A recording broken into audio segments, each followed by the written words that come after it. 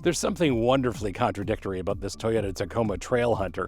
It's a hybrid truck that's designed to go places where charging stations don't exist and probably never will. Toyota's top-tier overlanding rig pairs 465 pounds of electrified torque with a serious off-road suspension, steel skid plates, and enough recovery points to escape the apocalypse. But does adding battery weight and complex electronics to an off-road rig make sense when you're 2 days away from civilization? After spending a week with this Trailhunter and thinking about it in context of the TRD Pro we tested not that long ago, I've discovered some surprising answers about Toyota's two-pronged approach to conquering the wilderness and why this bronze medal winner might actually deserve the gold. What's it like? Buckle up, my friends. Let's go for a drive.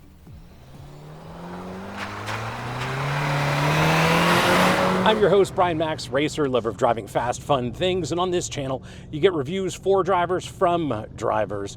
Now, with this all-new Tacoma, definitely expecting a TRD Pro, which we tested last year, really enjoyed that, but I saw this Trailhunter in the lineup and thought to myself, what the heck is that? Little research later and find out it's meant for overlanding, so we definitely need to give this one a shot. And before we get into what it's like to drive, let's have a look at it in a little more depth. The all-new Tacoma debuted last year, and the Trailhunter is back. It's positioned at the top of the range as a long-distance backcountry explorer versus the TRD Pro's high-speed desert racer vibe. This is indeed a hybrid, which starts with a 2.4-liter turbocharged four-cylinder, and combined, the hybrid system makes 326 horsepower at 6,000 RPM and 465 pounds of torque at 1,700 RPM. Transmission's an 8-speed automatic. It is part-time four-wheel drive with a 2-speed transfer case. At the back, there's an electronic locking rear diff. The suspension is unique to this Trailhunter, and at the front, there's a sway bar disconnect. Front suspension's based around double wishbones. At the rear, it's a multi-link with coil springs. At the front, they're 2.5-inch forged monotube Old Man Emu shocks. Old Man Emu shocks at the back, but these have external reservoirs, and the dampers have end zone control technology. It's a fancy way of saying that these shocks get firmer as they compress, doing their best to prevent the whole suspension from bottoming out. It's like having Tom Brady's offensive line protect your spine. Expensive, technically impressive, and something you'll only truly appreciate when you're heading towards retirement age and your back doesn't hurt from years of off-roading. Four-wheel disc brakes, of course, with multi-piston calipers at the front. Payload capacity is 1,710 pounds, towing capacity is 5,950 pounds, and curb weight is 5,410 pounds. Wheels are specific to the Trailhunter. They're 18s and finished in bronze. Tires are Goodyear Wrangler Territory RTs, and fun fact, Toyota put a Trailhunter badge on the back so that Jeep owners know exactly what ran over their Wrangler and kept going. Did you know that 80% of you are not subscribed? Yes, it's true. 80% of you are not subscribed. I checked the data. So if you like the content on this channel, do me a solid, hit that subscribe button, make sure you like this, and if you want to support the channel, please hit up our merch store. Links here, links below. Lots of great stuff for driving enthusiasts like us, including our very popular line of Save the Manuals merch. Now back to your regularly scheduled episode.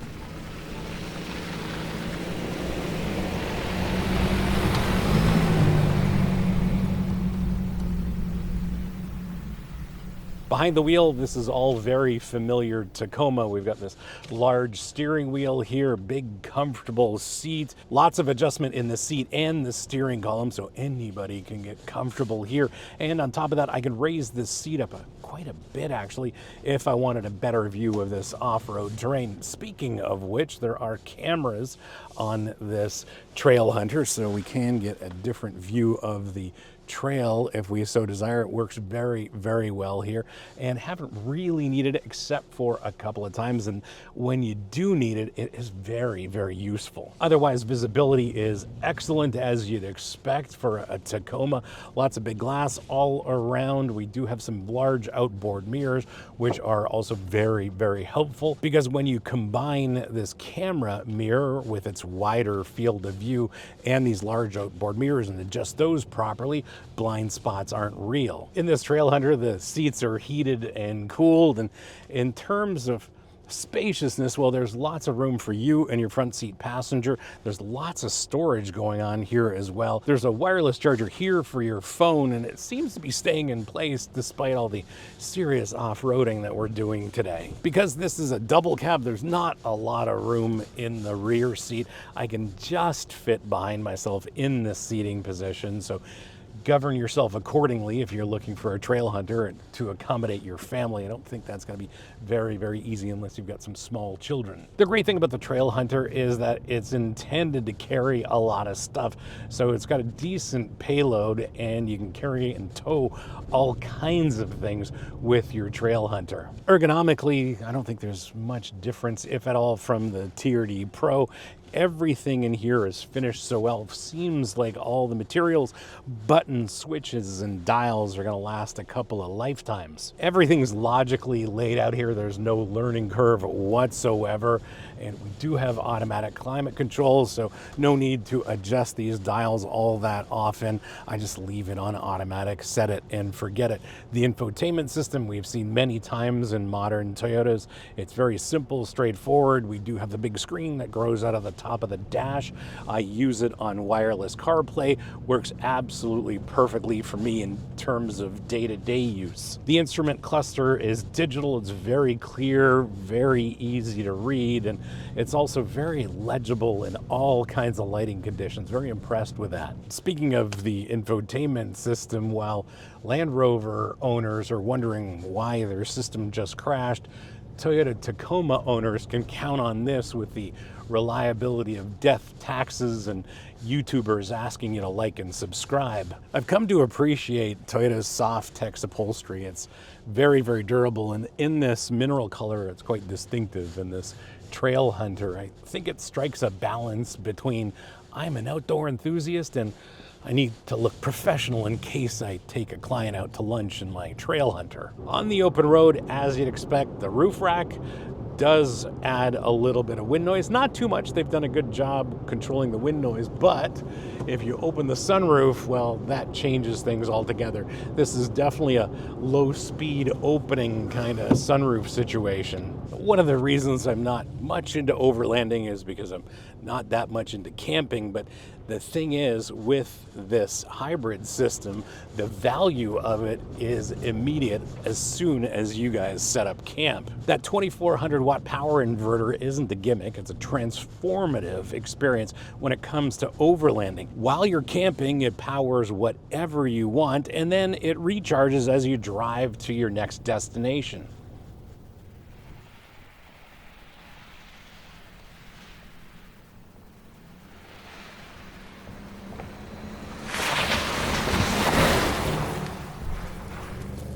In terms of acceleration, that is the beauty of this iForce Max powertrain. It is exceptionally responsive. Now here we're not driving flat out because this is a little serious off-road terrain, but the responsiveness of the powertrain is incredible. 0 to 60, I suppose if you're out on the open road, is about 7 seconds, and top speed's limited to something just north of 100 miles an hour, and I'm sure you don't need to go over 100 miles an hour in your Toyota Tacoma Trailhunter. The hybrid power unit is impressive in all situations. We've even done some off-roading purely on battery when the system decided to, but overall it's a very, very responsive system and does exactly what you want it to do at any given moment. Need all the power and torque? Well, it's going to deliver all of that. Need it to be quiet and efficient when you're rolling up to a stop? Well, it's going to do that too. Now let's address the elephant-sized torque curve in the showroom. The hybrid in this Tacoma is really a game changer. That instant torque delivery means the transmission's never hunting for the right gear when you're picking your way through some technical terrain, which is very helpful. That electric motor is always there, like that friend who's always holding the door open. And unlike your human friends, it won't ghost you halfway up a slippery slope. The Turbo 4 does give you a little bit of noise from time to time, and it's not unpleasant, just sounds like a big 4-cylinder. What is odd, however, is the raised air intake, and if you drive around with any of the windows open, you can hear all kinds of unusual noises coming from that intake. You can hear it drawing air in, and then from time to time you can hear the wastegate relieve itself of the additional boost that it doesn't need. The automatic works exactly as you'd expect. It shifts smoothly up and down the box. Manual control is only available if we slide the shifter over here, and we have been in manual mode for most of this trip. That way I've got more precise control over the gears, but there are no paddles on the back of the steering wheel. And to be fair, you're not really shifting all that much. Certainly on my off-road drive here, I'm really not varying too much between second and third. I haven't really even seen a need to use fourth gear here. On the open road, it shifts smoothly. Whether you're upshifting, downshifting, it works seamlessly in the background, just like any good transmission should. Oh, the mud's getting deeper. Love that. But we're just in two-wheel drive, and with these Goodyear tires, they've got all the grip in the world. These are fantastic tires. And talk about a completely well-resolved truck. This thing does it all straight out of the box. I haven't had a need even once in this off-road adventure to lock the rear diff. It simply wasn't necessary in any of the driving we're doing. Between the four-wheel drive system and these tires, just has traction for days, whether we're in the mud, on the dirt as we are right now, climbing a hill. It kind of does it all. Whoa. Gotta love that torque. It's instantaneous. There's a whole pile of it. 465 pounds of it. That's more plot twist than an M. Night Shyamalan movie, but with fewer disappointing endings.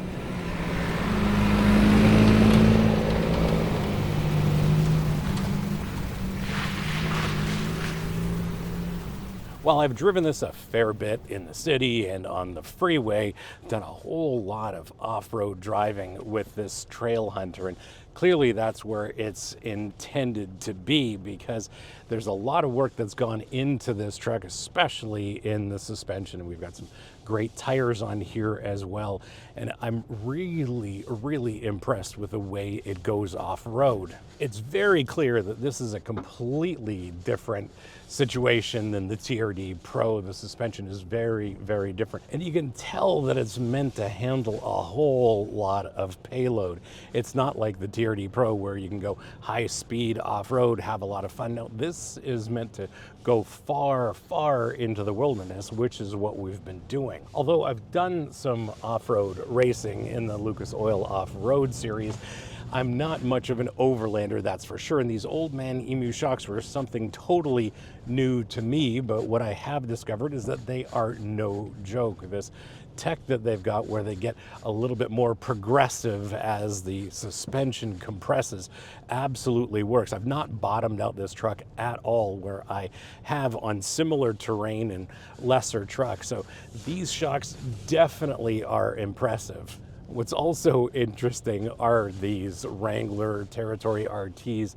These tires have gotten me all sorts of places. We're going through some deep mud right now, and we're actually just in two-wheel drive, but these tires have tremendous grip in all kinds of conditions. Yeah, that was some deep mud and water. Here, now we're on the dry. It's no trouble at all for these tires. And to be fair, I've not really needed the four-wheel drive, although it probably would be helpful right about now, but we're going to use momentum to get through this mud bog, no trouble at all. What's great about the suspension is in the city, especially where I live, where the roads are just nasty, the suspension soaks up everything from your basic road imperfections to speed bumps, potholes, curbs even if you wanted to drive over them.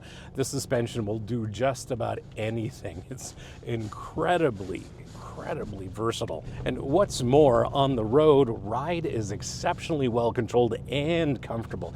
It does a great job pretty much everywhere. You can tell they've spent a lot of time developing the suspension for a Tacoma that has some serious off-road intentions. Now, the front stabilizer bar, it hasn't been a necessity, but I have used it, and it probably deserves its own tech talk. When you hit the button, that front sway bar disconnects and basically in increases front wheel articulation by about 30%. The Trailhunter keeps all 4 tires planted on the ground, where a normal truck would have one wheel uselessly spinning in the air like a dog with a neurological condition. And then what's cool is the system automatically re-engages the sway bar above 15 miles an hour. So when you're exiting the trail like we are here, you don't have to remember to hit the switch. Just like the TRD Pro, braking is impressive. Brakes are very, very strong, and there's just a fantastic pedal here. Got great feel and control with that brake pedal, and this thing stops very, very quickly. Steering, of course, is electrically assisted, so there's not a lot of feel or feedback here. Thankfully, steering is direct and very, very clear in terms of getting this truck pointed in the direction you want it to go. That's just fine, but not a lot of feel or feedback here, and that's kind of what you'd expect from an electrically assisted steering system. As well, the ratio's on the slower side, and for some of the terrain that I've driven on this adventure, the slower steering rack has definitely been helpful because it's allowed me to place this truck with tremendous precision, because some of the gaps that I've encountered are definitely on the narrow side, and I've been able to drive this truck through all kinds of obstacles and tight situations and not put a single scratch on it. Because we are talking about a truck, there is some body roll, but it's very well controlled, and I think a lot of the credit has to do with the shocks on here. They do a great job controlling body and wheel movement, especially on-road, but even off-road too. Ride quality is very, very good, and kind of makes the Gladiator's ride quality feel like it's a covered wagon being pulled by a blindfolded mule with anger issues.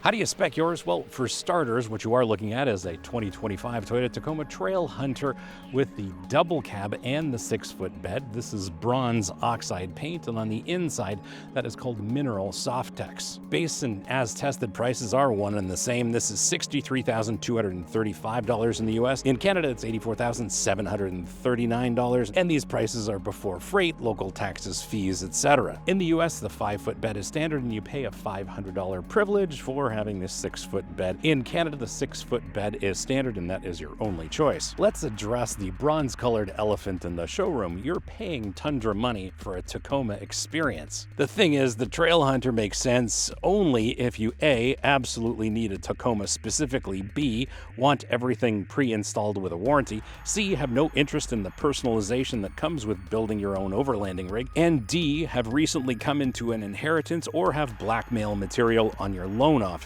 It's like buying a pre-built tiny house that you could have built for half the price. You're paying a lot for convenience and immediate gratification. Consider this, for the price of a Trailhunter, you could have bought a TRD Off-Road and still had enough left over for 22,000 Taco Bell tacos to eat while you're overlanding. Buying a complete rig like this Trailhunter versus picking up a TRD Off-Road and modifying it yourself is kind of like going out to dinner for a filet mignon versus cooking it at home. And at home, you're going to have to clean up after yourself and worry about your wife complaining about the smoke alarm.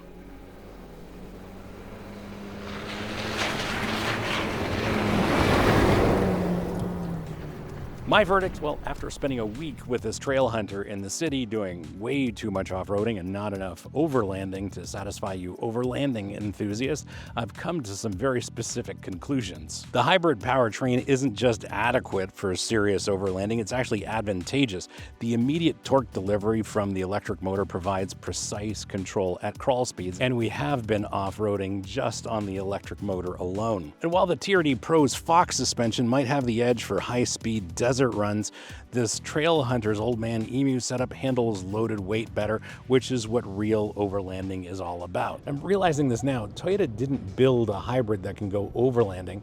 They built an overlanding rig that just happens to be a hybrid, and in the world of Toyota, that just makes perfect sense. Despite its price, this Trailhunter makes a lot of sense, but for the right buyer.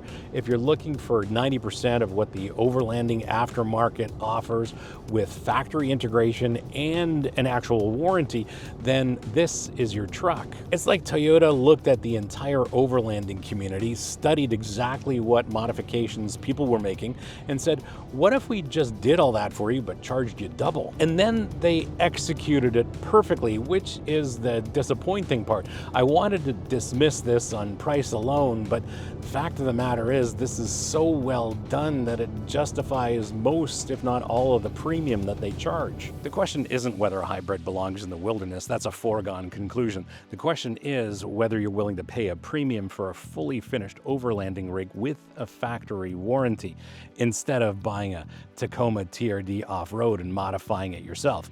But that's another question for another episode.